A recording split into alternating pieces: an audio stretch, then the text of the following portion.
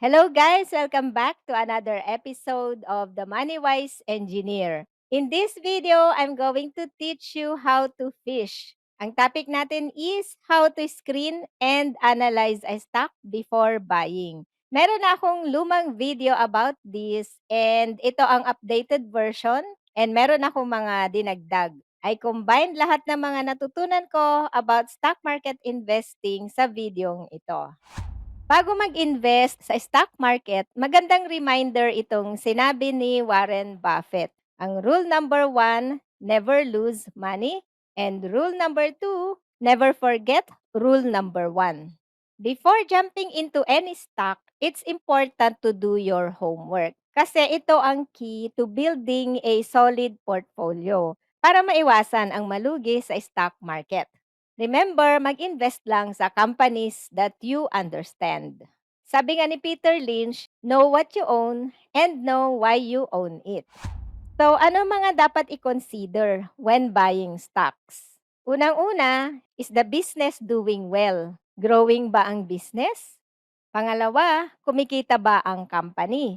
Dito pa lang sa dalawang criteria na ito, may screen out mo na agad ang pangit na companies. Pangatlo, management credibility. When analyzing the management of the company, we are most concerned with the CEO kasi it's the CEO that sets the direction of the company. Naalala niyo pa ba ang Kalata Corporation?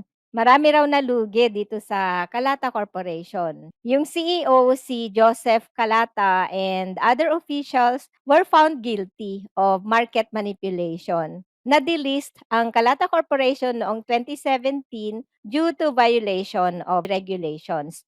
Isa pang may issue is Abra Mining Industrial Corporation. Suspended due to violation din. So, kawawa naman ang mga shareholders na nakapag-invest dito.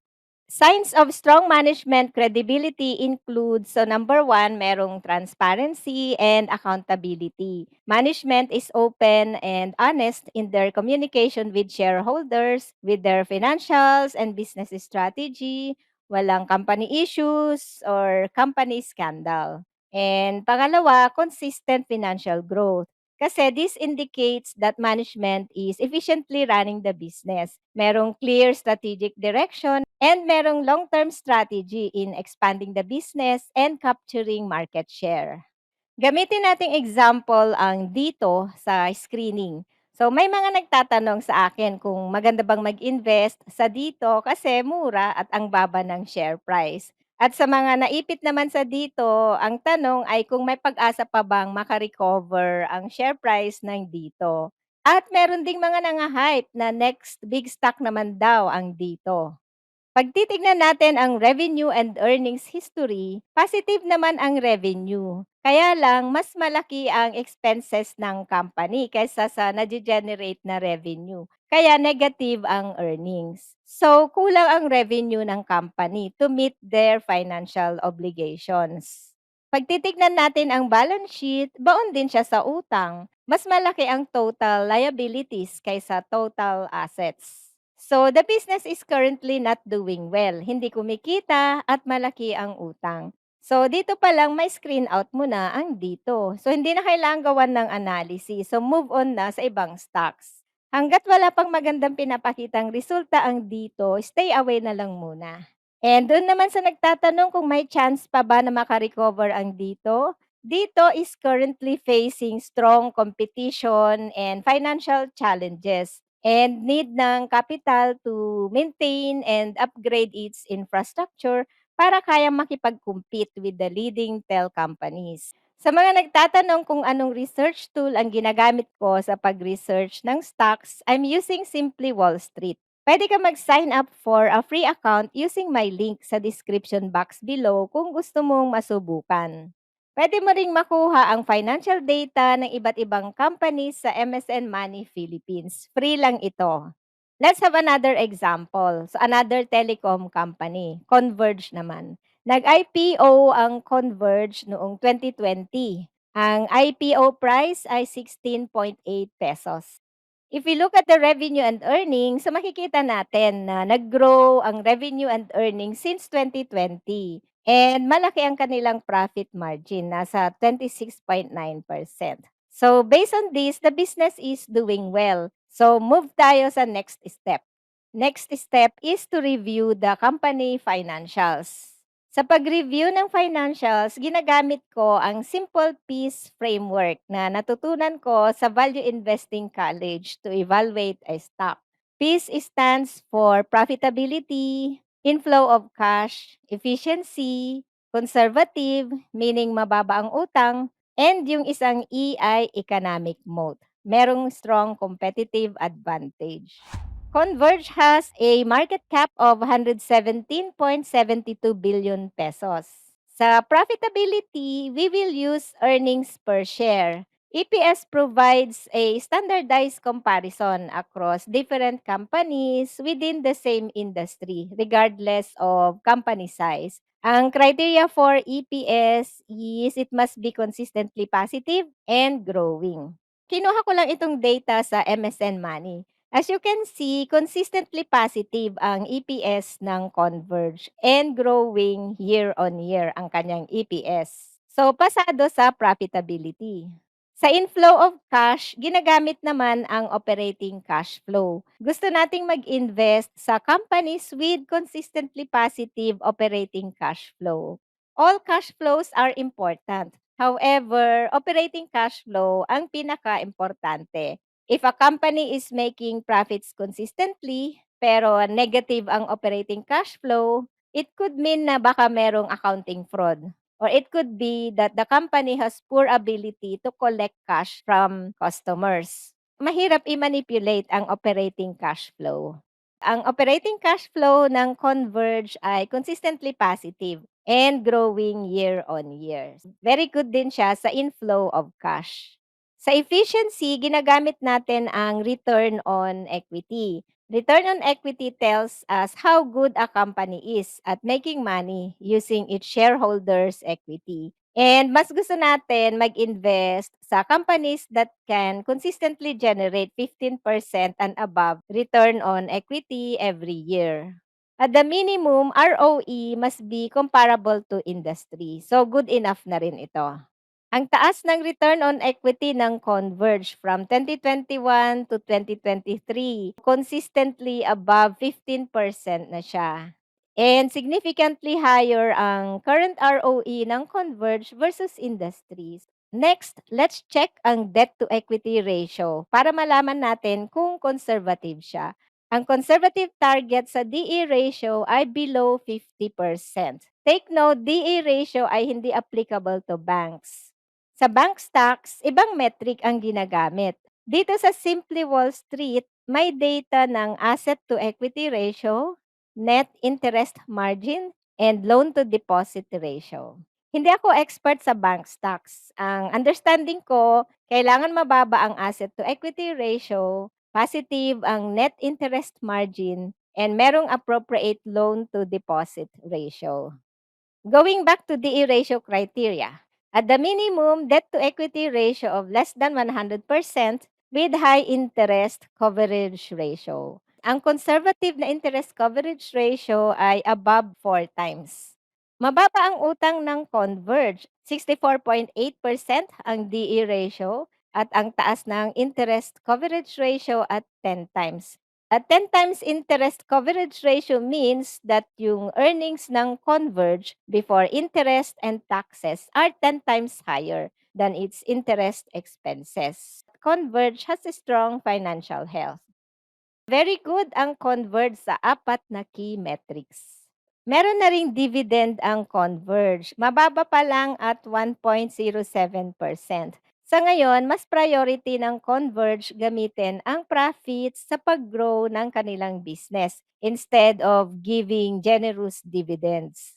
Kung wala ka pang trading account sa broker at gusto mo mag-invest sa stocks and REITs, sign up on Dragonfire using my referral code sa screen. Sa mga nagtatanong naman kung paano malalaman kung anong stocks ang nagbibigay ng dividends at kailan ang ex-dividend date, makikita ang dividend info ng mga companies sa PSE Edge. Search mo lang ang PSE Edge and then click about PSE Edge, Dividends and Rights. Makikita mo dito ang dividend information ng mga companies with upcoming dividends. Kailangan hawak mo ang stock before the ex-dividend date para makatanggap ka ng dividend sa payment date. Ang Dragonfly ay merong dividend calendar. So, pwede mo ring makita dito kung alin ang mga stocks na merong upcoming dividends. Top dividends sa tools. Makikita mo dito ang stocks with upcoming dividends. And then, scroll down lang. Next na evaluate naman natin is economic moat. Merong two questions to evaluate the economic moat ng company. So, unang-una, what are the products and services? Pangalawa, can it sustain and grow for the next 10 years? Merong scoring for moat na itinuro sa Value Investing College. Point system siya. Maximum point is 4 pag meron siyang multiple strong moats. Medyo subjective din ang scoring. So, depende sa gumagawa ng research. Question number 1, ano ang mga products and services ng Converge? Converge provides optic fiber broadband network and internet services in the Philippines. Nag-ooperate siya in two segments. Merong residential and merong business. Marami siyang mga ino-offer na products and services. Meron ding prepaid. And may bago sila, FiberX New Speeds, so mas pinabilis, and Converge Netflix. Bibigyan ko ng score na 4 ang Converge. I think meron siyang multiple strong modes. For the second question, we will assess whether a company can continue to perform well and grow its business for the next 10 years. So, dito sa part na ito, gagamitin natin ang historical growth rates as reference or guide for estimating the future growth ng company. So, based ito sa rule number 1 na book ni Philtown.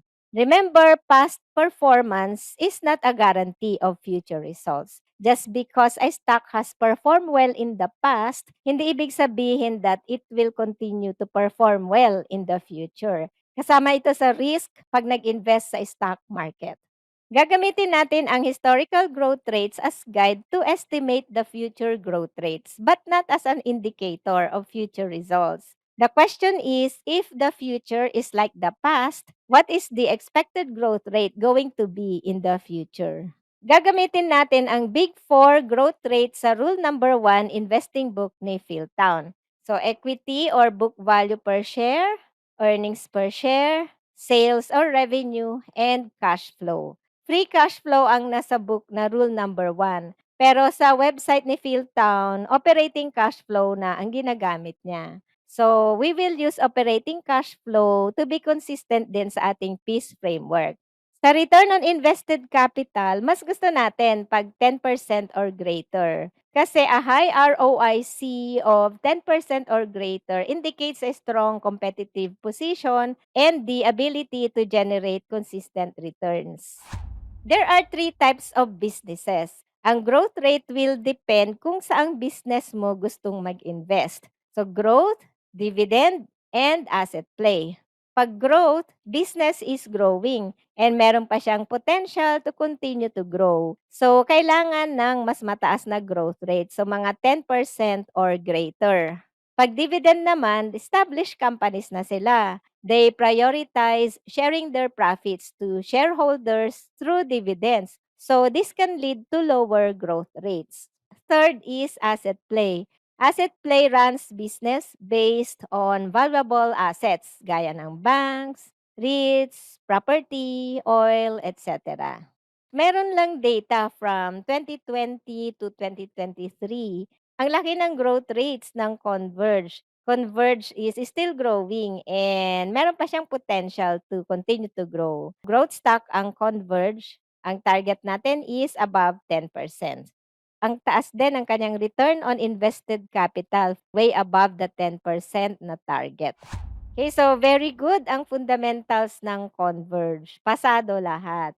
Ito naman ang future growth forecast ng mga analyst. Hindi na ganun kalaki ang estimated growth rate sa EPS and revenue. 8.7% sa EPS and 8.5% sa revenue. Estimate lang to ng mga analyst, so not necessarily ito ang magiging future growth rates. Kailangan ding mag-check ng company disclosures ng mga companies kung saan mo gustong mag-invest or yung mga companies kung saan ka nakapag-invest. Sa PSE Edge ito makikita. Formal statements ito that are issued by companies to provide transparency about their financial performance, operations, and future plans. Ito ang latest disclosure ng Converge. It's about their new collaboration with Netflix. Kaya lang Globe kasi kami kaya hiwalay yung Netflix plan. Last step is valuation para malaman natin pag undervalued or overvalued ang stock. Mas gusto natin mag-invest sa mga undervalued na stocks para higher ang upside potential. Yung iba gumagamit lang ng relative valuation. Sa relative valuation, kino-compare ang company related to its peers in the same industry. Pinaka-common na metric na ginagamit is the price to earnings ratio. Lower ang PE ratio ng Converge, nasa 11.65 times compared to PLDT and Globe. This indicates that Converge might be undervalued compared to PLDT and Globe. Sa REITs and bank stocks naman, ginagamit ko ang price to book ratio. Pag mababa ang price to book ratio below 1, it could indicate na undervalued ang stock or REIT. Pero for me, mas gusto ko malaman ang intrinsic value ng stock para ma-estimate ko ang buy below price. For Converge, ang calculated intrinsic value ko is 24.52 pesos. At ang aking buy below price with 30% margin of safety ay 17.16 pesos. So, undervalued pa ang Converge. I hope you found this video helpful. Happy investing!